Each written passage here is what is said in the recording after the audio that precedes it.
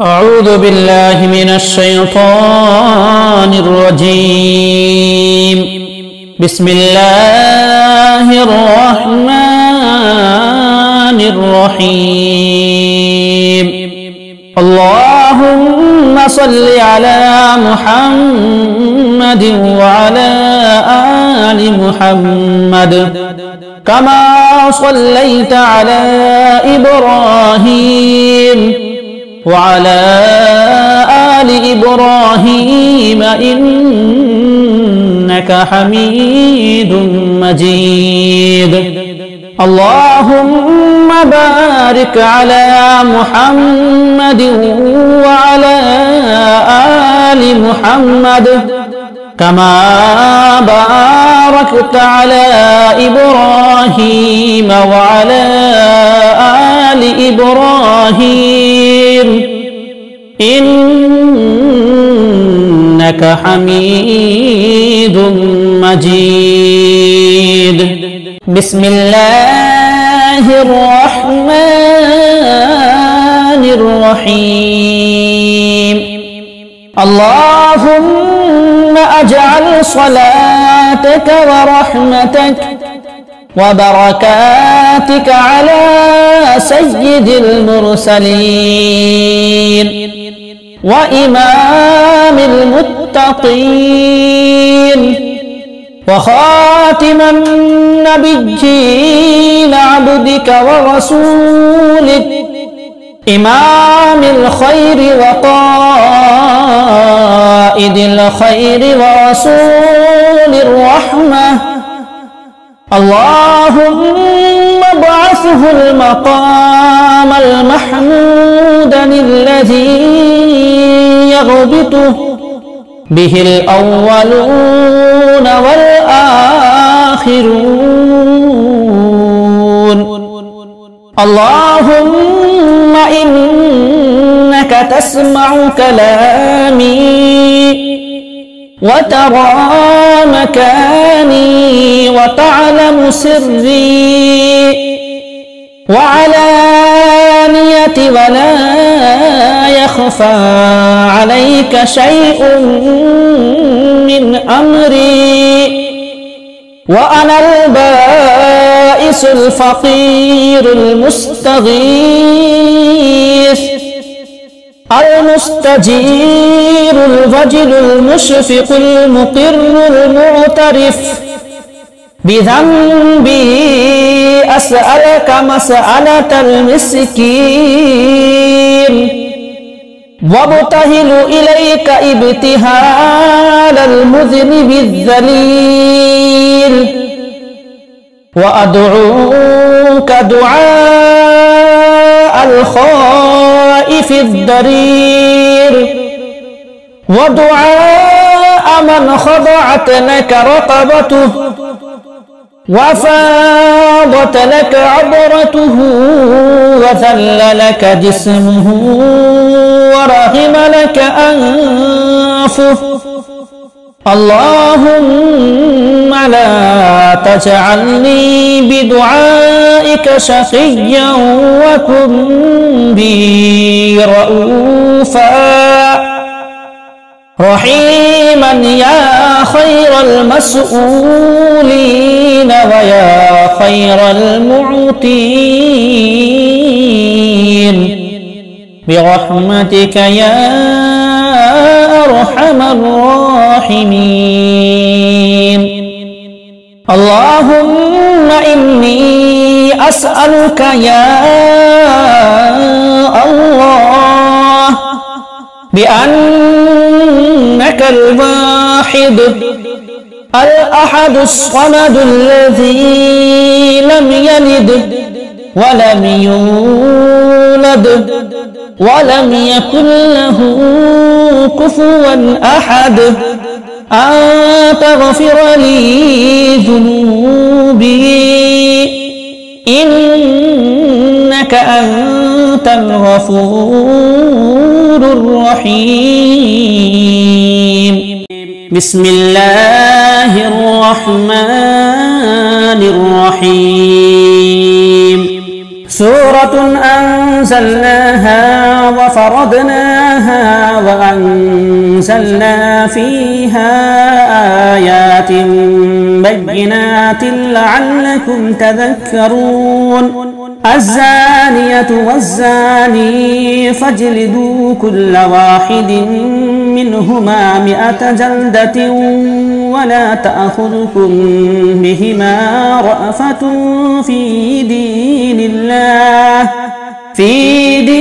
الله إن كنتم تؤمنون بالله واليوم الآخر وليشهد عذابهما طائفة من المؤمنين الزاني لا ينكح إلا زانية أو مشركة والزانية لا ينكحها إلا زان أو مشرك وحرم ذلك على المؤمنين والذين يرمون المحصنات ثم لم يأتوا ب4 شهداء فاجلدوهم 80 جلدة ولا تقبلوا لهم شهادة أبدا وأولئك هم الفاسقون إلا الذين تابوا من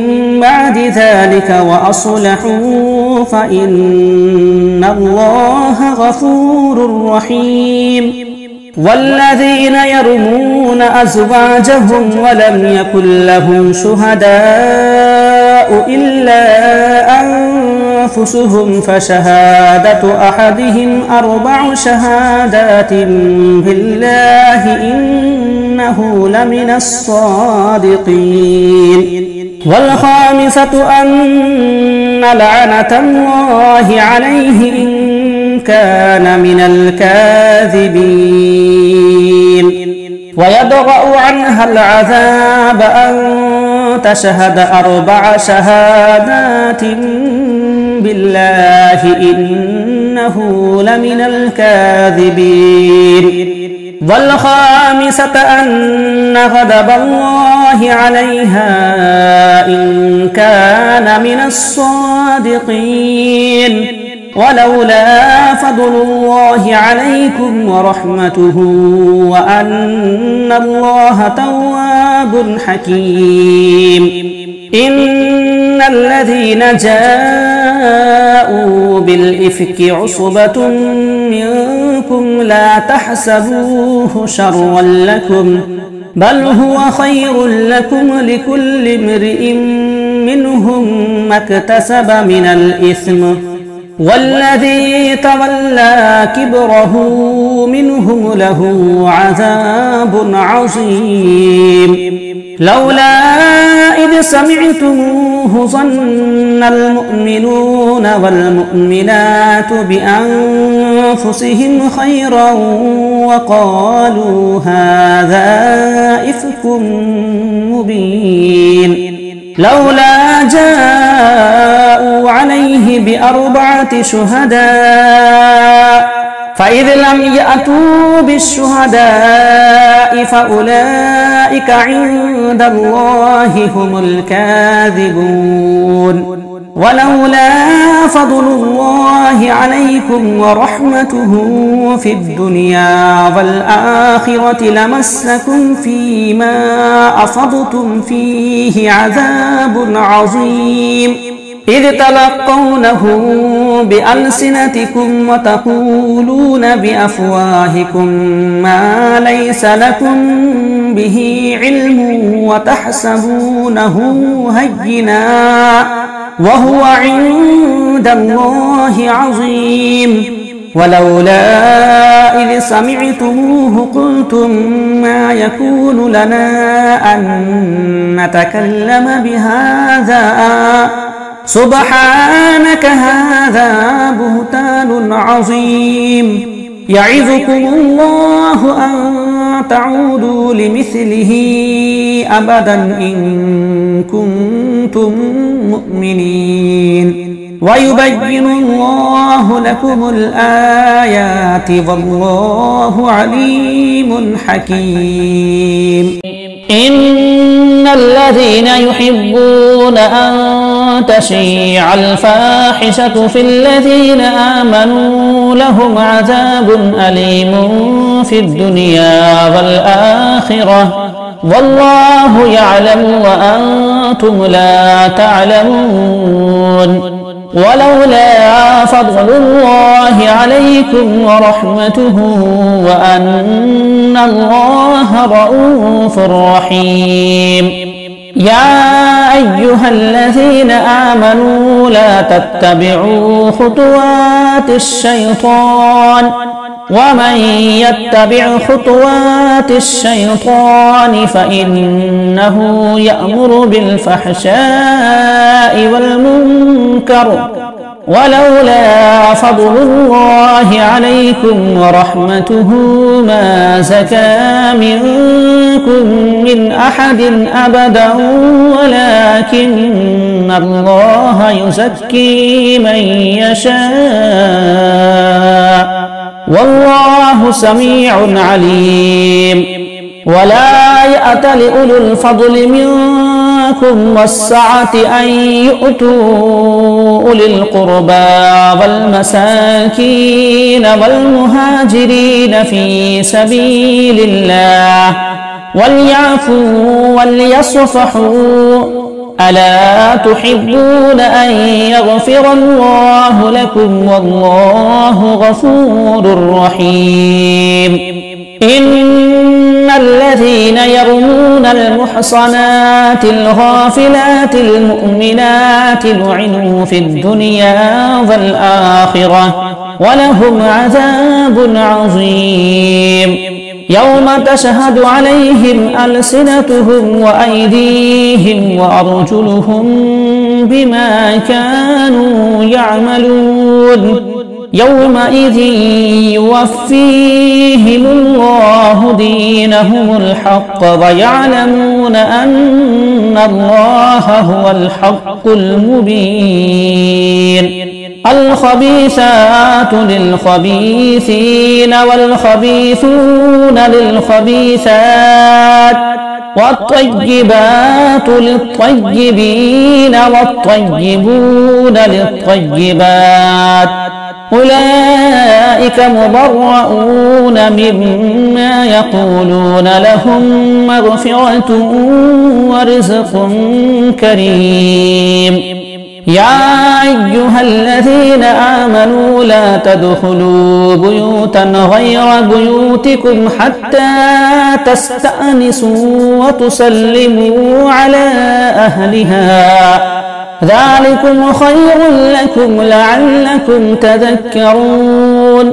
فإن لم تجدوا فيها أحدا فلا تدخلوها حتى يؤذن لكم وإن قيل لكم ارجعوا فارجعوا هو أزكى لكم والله بما تعملون عليم. ليس عليكم جناح أن تدخلوا بيوتا غير مسكونة فيها متاع لكم والله يعلم ما تبدون وما تكتمون. قل للمؤمنين يغضوا من أبصارهم ويحفظوا فروجهم ذلك أزكى لهم إن الله خبير بما يصنعون. وقل للمؤمنات يغضضن من أبصارهن ويحفظن فروجهن ولا يبدين زينتهن إلا ما ظهر منها وليضربن بخمرهن على جيوبهن ولا يبدين زينتهن إلا لبعولتهن أو آبائهن أو آباء بعولتهن أو أبناء نسائهن أو أبناء بعولتهن أو إخوانهن أو بني إخوانهن أو بني أخواتهن